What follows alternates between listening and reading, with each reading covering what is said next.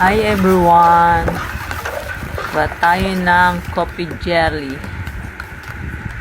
para may pampalamig naman bukas.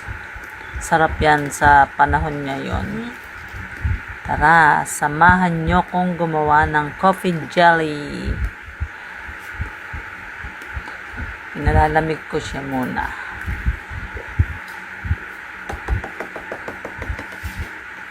Yan, kinakat ko na siya.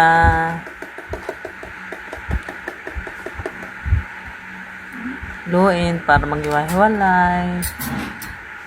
Haluin ko na yung mga ano niya.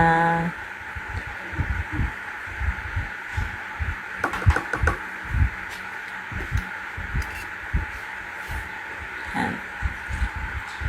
Sarap yan guys, try nyo.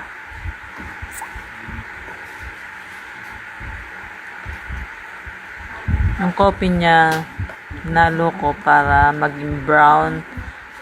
Maging brown din yung mga ano niya. Ayan, brown na siya. Tsaka natin ilagay yung jelly. Thank you for watching. Bye-bye.